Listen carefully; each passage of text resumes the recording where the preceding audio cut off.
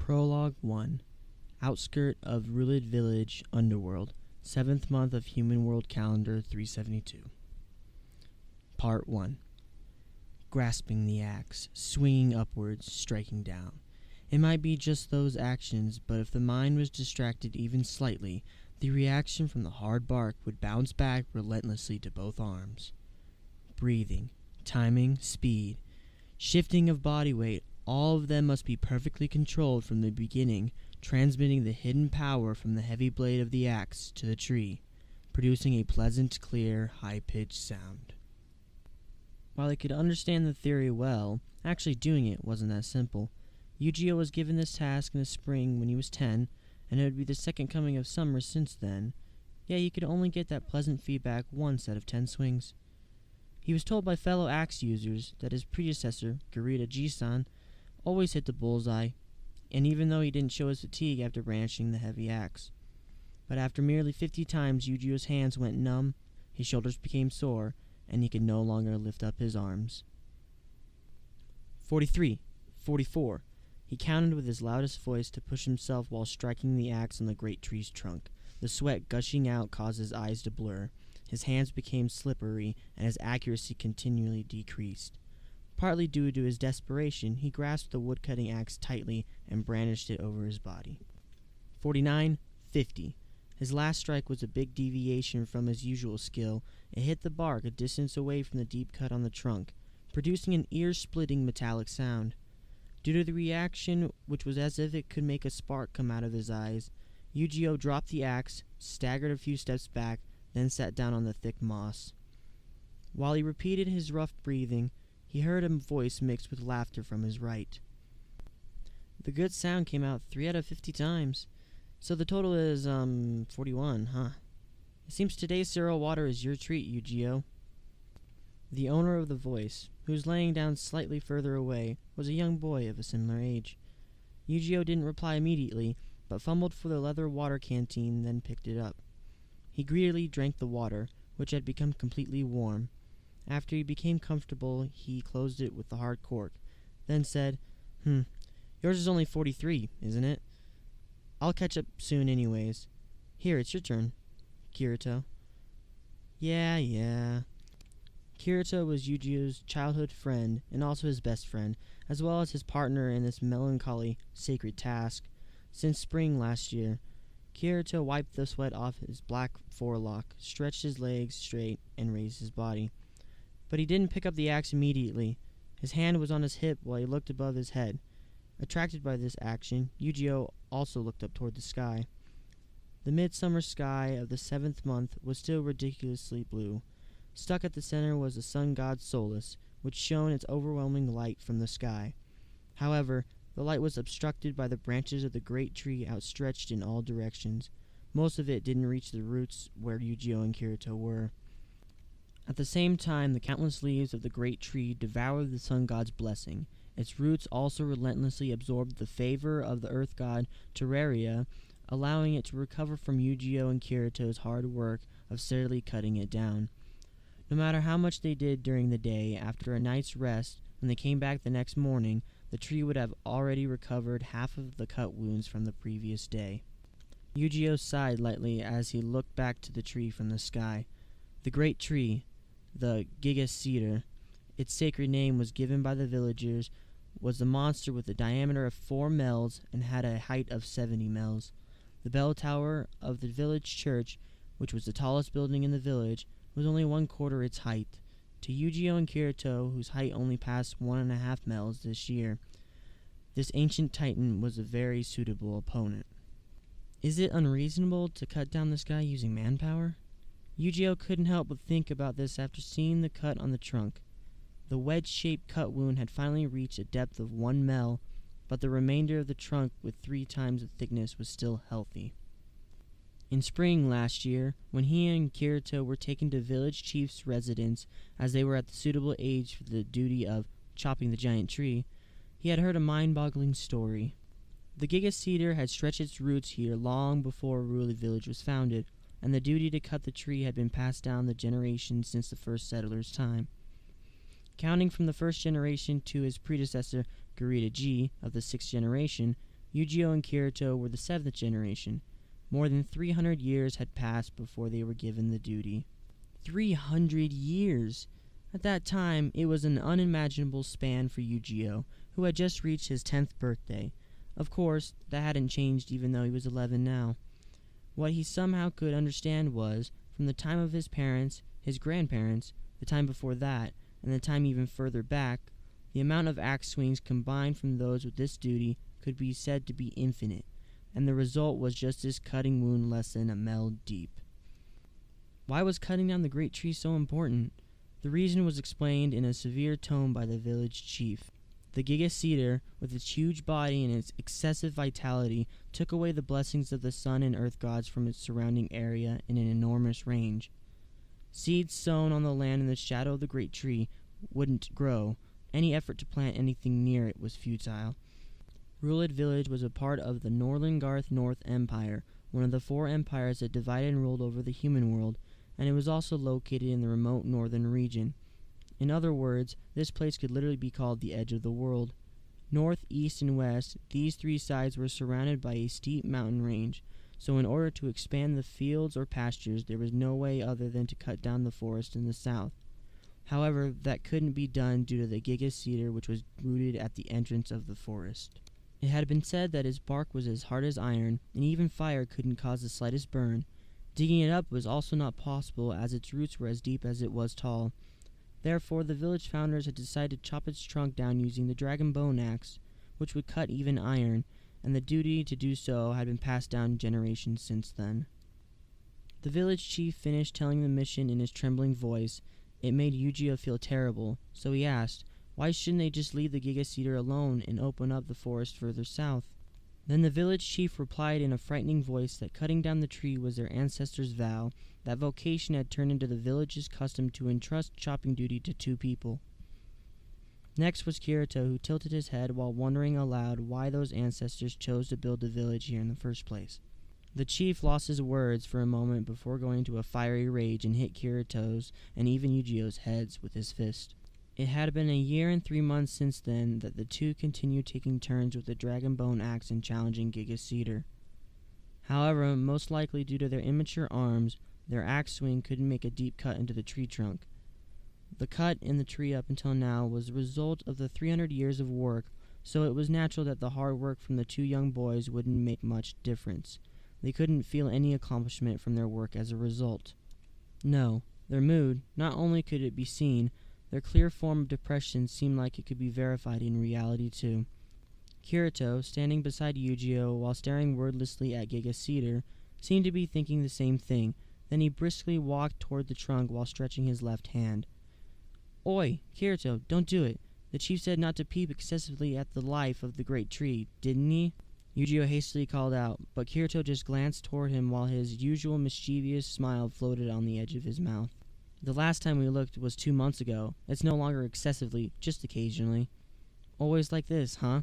Can't be helped then. Oi, wait for me. Let me look too. Yu-Gi-Oh, whose body finally came down, got up using the same movement Kirito did earlier and rushed to his partner's side.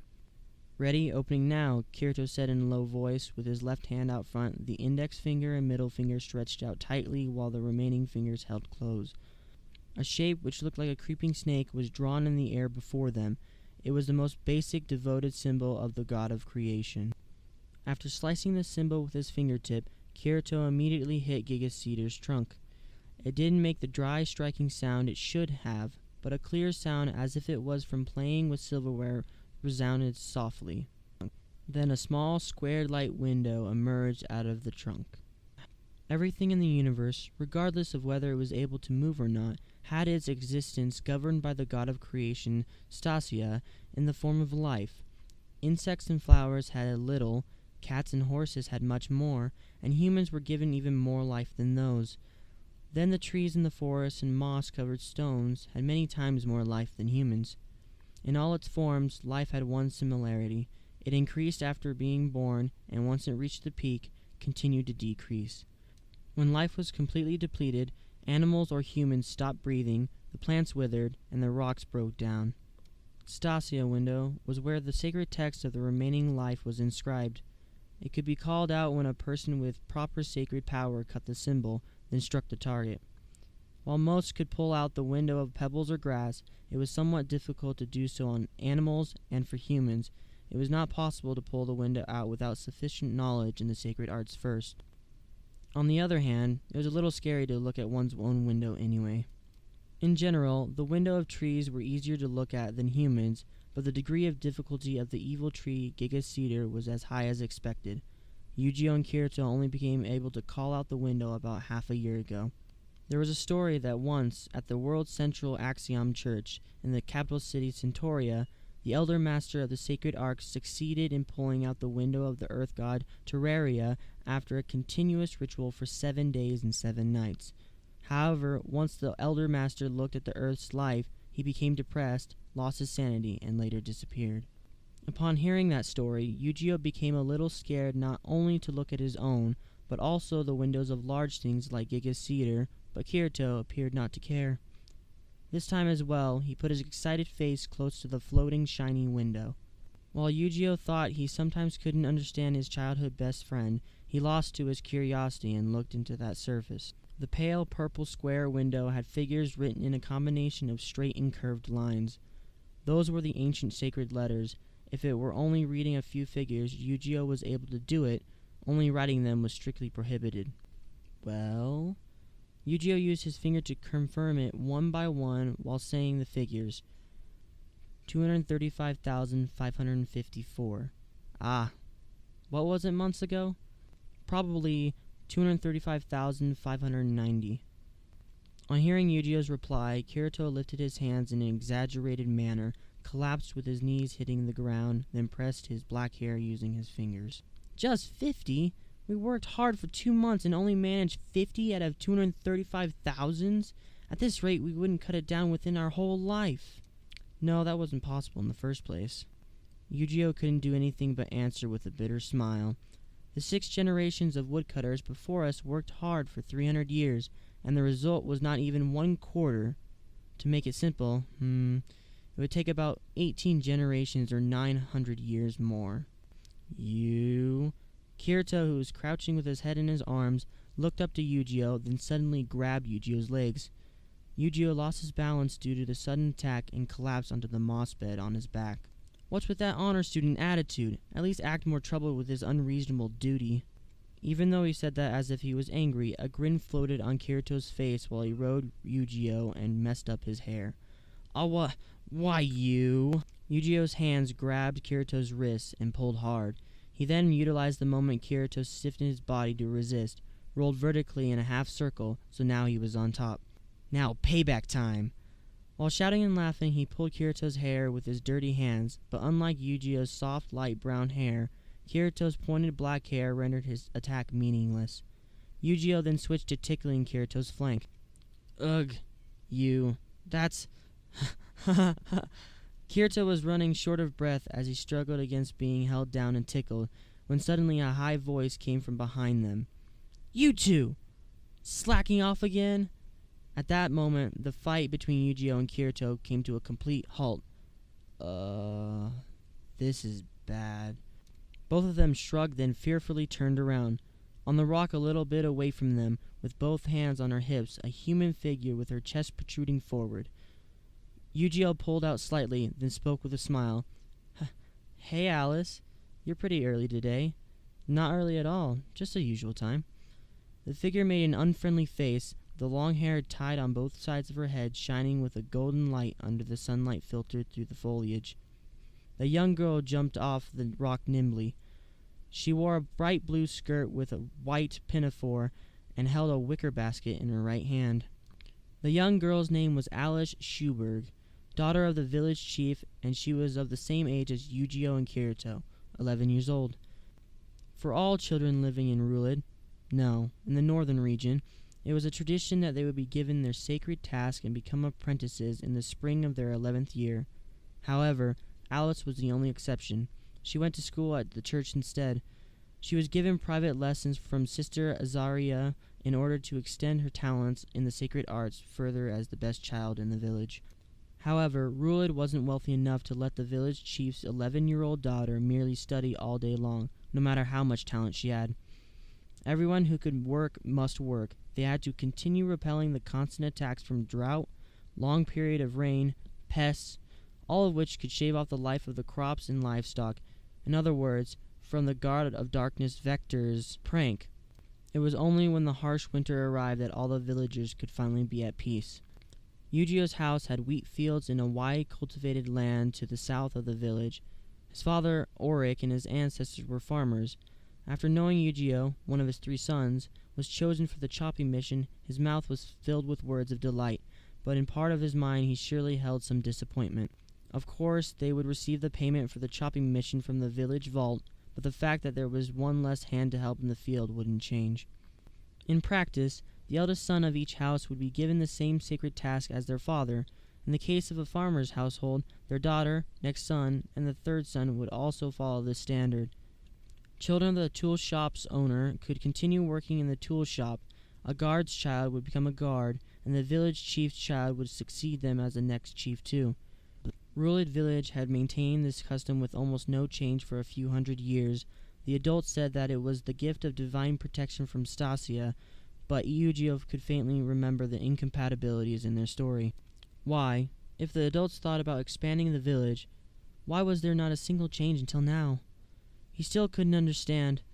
If they really wanted to expand the fields, they could just take a little detour and leave the troublesome tree alone to be able to open up the southern forest further away.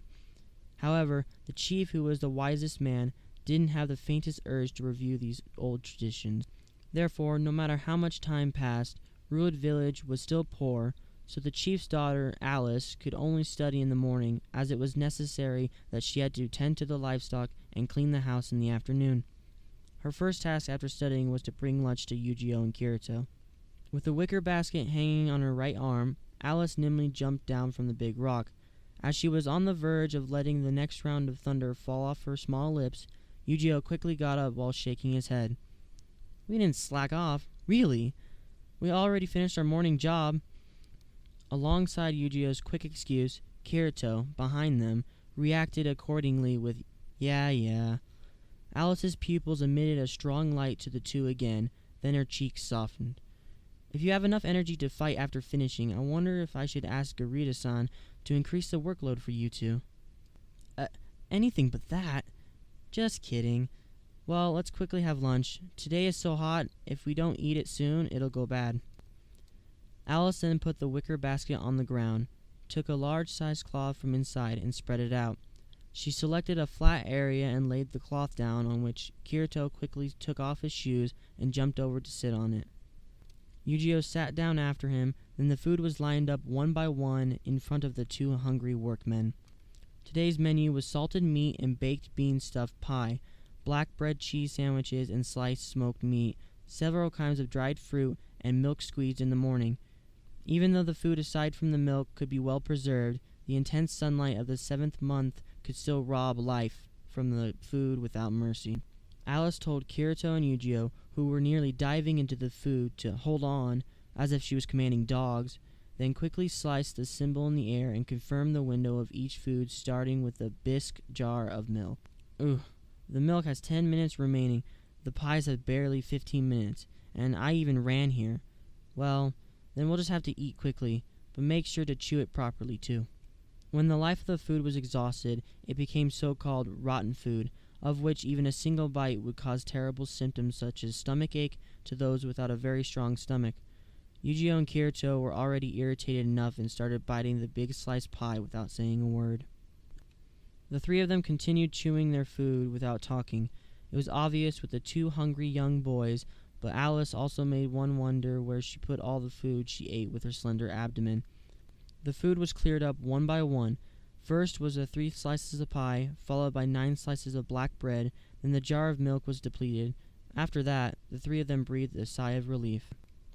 How did it taste? It was Yu-Gi-Oh who answered Alice's question in a serious tone as she cast a side glance towards them. "Yeah, today's pies are good. Your skills sure have improved, Alice." Is that so? I still feel there was something missing in the taste, though." Embarrassed, Alice said while facing sideways. Yu-Gi-Oh exchanged a wink with Kirito before smiling. Their boxed lunch had been made by Alice since last month, but even as it was declared so, the difference between the food made with help from her mother, Sadino Basan, and without was obvious. They understood that techniques couldn't be acquired without practicing for a long time, and that applied to everything. However, Yujio and Kirito also understood that it was better not to let it out of their mouth. Anyway, Kirito said while pinching a yellow marigo from the dried fruit bottle, with the trouble it takes to make delicious boxed lunch, I want to eat it at a slower pace. I wonder why the heat has to make the food go bad. Why? This time, without hiding his bitter smile, Yujio shrugged in an exaggerated manner. You said a weird thing, huh? Summer making life go down faster is just how things work. Be it meat, fish, vegetables, and fruits, they become bad immediately if you leave them alone, right? I know that. I asked why, didn't I? During winter, even if you left raw salted meat outside for many days, it still wouldn't go bad, would it? That's because winter is cold. Kirito bent his lips like an unreasonable child at Yujio's answer. His black pupils, which were unusual in the northern region, shone with the light of disobedience.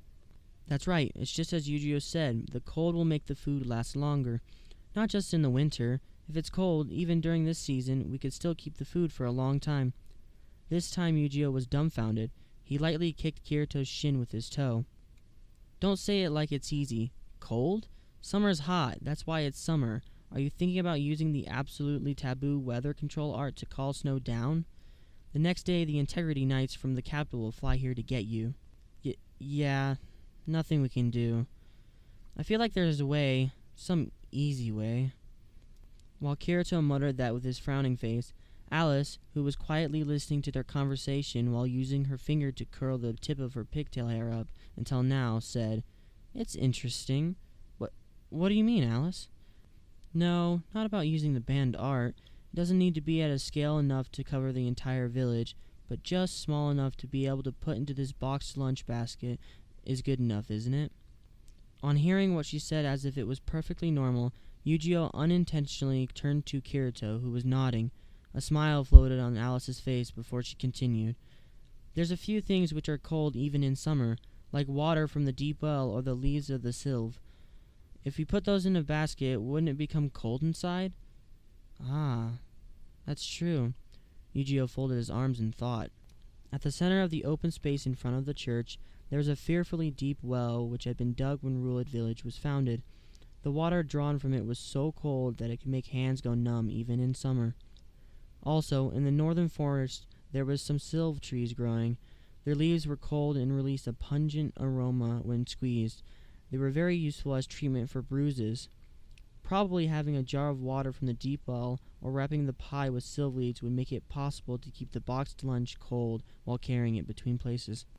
However, Kirito, who'd also paused to think, slowly shook his head and said, "Just that, I think it won't work. The well water becomes lukewarm just a minute after it is drawn. Sylve leaves might keep its coolness longer, but I don't think it could keep the insides of the basket cold long enough to cover the distance from Alice's house to Giga's Cedar. So, do you have any other methods?" Alice, whose good idea was shot down, asked while pouting. Kirito scratched his black hair in silence for a while, then suddenly said in a low voice, "Ice.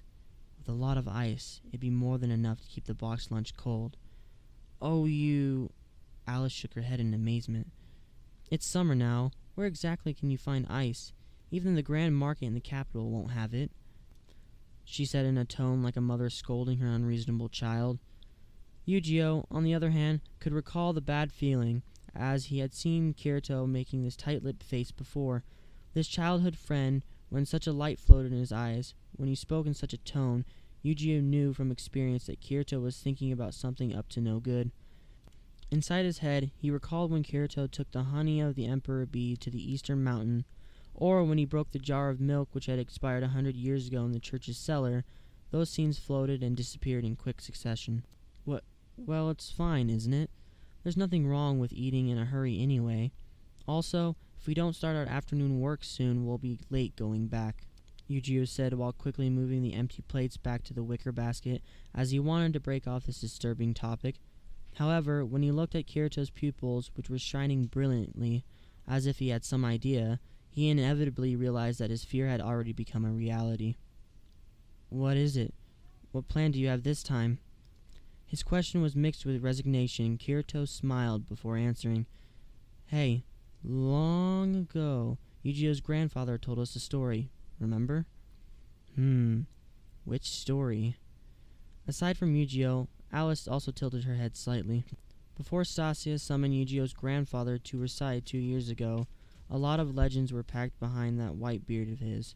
While sitting in the rocking chair in the garden, he always told stories to the 3 children sitting near his legs. Strange stories, exciting stories, scary stories. There were hundreds of these stories, so Yujio didn't know which story Kirito was referring to. Then his black-haired childhood friend coughed while raising his index finger before saying, "Summer ice. It's nothing but that, right? Bercoli and the Northern White." "Oi, stop it. You're joking, right?"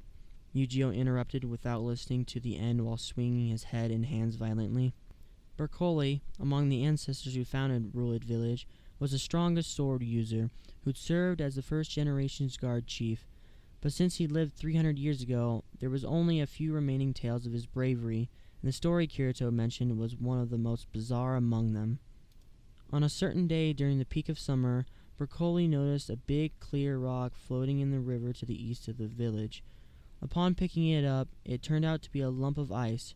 Bercoli, in his amazement, walked upstream along the river.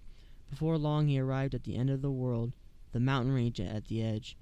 As he kept following the narrow river, he faced a huge cave opening. Bercoli stepped into the cave against the blowing freezing wind, and after he overcame various dangers, arrived at the largest hall. What he saw there was a huge white dragon, which was said to protect the human world's boundary. The figure of the dragon, its body curled over an incalculable amount of assorted treasures, made Bercoli realize it was sleeping, but even with his courage, he still approached it on tiptoe. Among the treasure, he discovered a beautiful long sword, and he really wanted to own it no matter what. He softly took the sword without waking the dragon up and ran away as fast as he could. That was the plot summary. The title was Bercoli and the Northern White Dragon. Even for the mischievous Kirito, surely he wouldn't be thinking about breaking the village's rules to go beyond the northern pass in search for the real dragon, would he? While half praying, Yujio fearfully asked, "You mean we'll watch Rue River and wait for an ice block to float down? Is that right?" However, Kirito snorted before simply saying, "Waiting like that? The summer will just end before you can get anything. I don't want to imitate Bercoli and go find the dragon. In that story, it mentioned the icicles at the entrance of the cave, right? Just 2 or 3 of those would be enough for testing on the boxed lunch." Like I said, Yujio became speechless for several seconds. Then he turned to his side, looking for Alice to substitute him in objecting this reckless boy's ideas. Then he noticed that her blue pupils were shining with a brilliant light. He dropped his shoulders in his mind. Yujio and Kirito were the #1 brat duo of the village. They made elderly people sigh and scold the duo on a daily basis. However, only few knew that their many misdeeds were secretly aided and abetted from behind by Alice, the village's #1 honor student. That Alice currently had her right index finger at her lips. As she remained silent for several seconds, suddenly blinked and declared, "That's not a bad idea." "Not you too, Alice." "Certainly. Only children were prohibited from going beyond the northern pass. Try to recall properly. The exact sentence of the rule said, 'Without adult supervision, children must not go play beyond the northern pass.'" Yujio and Kirito unintentionally exchanged glances. The village's rules, or Rulid Villagers' Standards, as its formal name was the old writing half in paper and half in leather, its 2 sen thickness, was kept inside the village chief's residence. It was the first thing all children who went to church school had to memorize. And after that, after having to hear their parents and the elderly keep saying, "In the rules," according to the rules were ingrained in their heads by the time they turned 11. Was what they thought. However, it seems that Alice accurately remembered all of the text word for word. No way. Don't tell me even the Empire's fundamental law, which is 2 times thicker, has also, no even perfectly memorizing the village rules is already. While Yujio's glance was filled with such thoughts, Alice cleared her throat once, then continued in a teacher-like tone. "Isn't it right? We aren't going there to play. That's forbidden by the rules. But searching for an icicle isn't playing. Prolonging the life of the boxed lunch isn't just for us. It also helps people who work on the fields and pastures, right? So this can be interpreted as a part of work, too. After the flowing speech, Yujiro exchanged glances with Kirito again. Although his partner's black pupils initially seemed to have some slight hesitation, but it was immediately melted away like an ice block floating in the river in summer. Yeah, that's right. Absolutely right. While folding his arms, Kirito nodded with a serious face. Because it's work, even if we go beyond the pass to the mountain range at the edge, it still doesn't break the village's rules.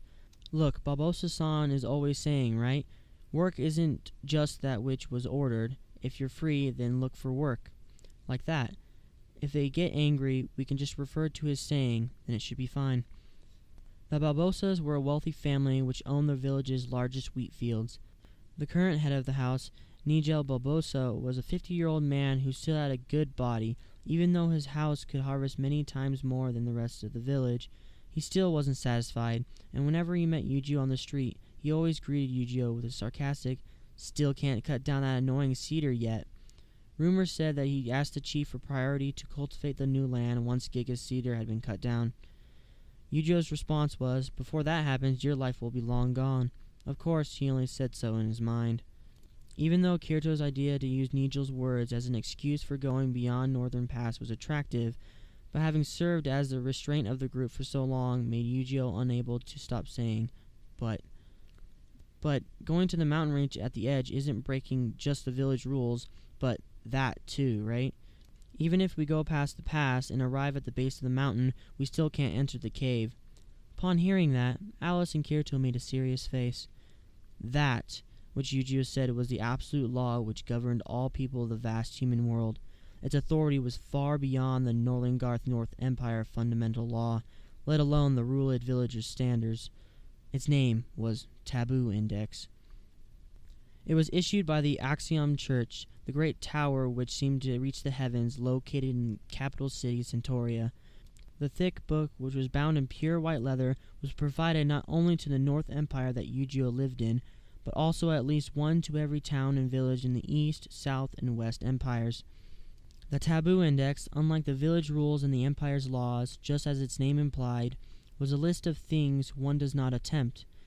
It started with a wide range of taboos like treason against the church or murder, thievery, onto more mundane entries like the limit of beasts and fish to be caught each year, or food that can't be fed to the livestock. The number easily exceeded 1,000 entries. For all children attending school, aside from learning to write and calculate, the most important subject was to memorize all of the Taboo Index. Or rather, not teaching the index in school is considered to be breaking the index. Although the Taboo Index and the Axiom Church possessed such tremendous authority, there seemed to be land it couldn't extend to. Beyond the mountain range at the edge, which enclosed the world, was a land of darkness, or dark territory, in the sacred words. Therefore, traveling to the mountain range at the edge was already prohibited by the index in the first place. To Yujiro, it was meaningless to only go to the base of the mountain without going into the cave. Alice would find the way to challenge the Taboo Index like always, but thinking like that is already a great taboo in itself. Yujiro stared at his other childhood friend while thinking so. Her long eyelashes brightened under the noon sunlight filtered through the foliage like a very fine line of golden thread. Alice sank into silence for a while. Soon after, she suddenly lifted her face, then said with the usual disobedient light shining in her pupils, "Yujiro, your prohibited term is inaccurate again." You're lying." "I'm not lying. What is in the index is like this. The first chapter, third passage, 11th paragraph. Not anyone is to go beyond the mountain range enclosing the edge of the human world. Beyond the mountain, naturally, it means climb beyond. It doesn't include going into a cave. Also, our objective isn't to go beyond the mountain range, but to obtain ice, right? There is no "do not search for ice in the mountain range at the edge" written in the Taboo Index at all.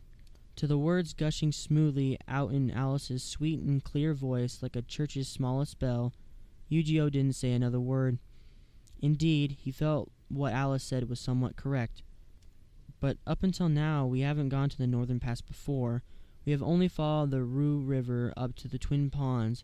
I don't know what lies beyond that. This is a season that has many annoying bugs by the waterside, too.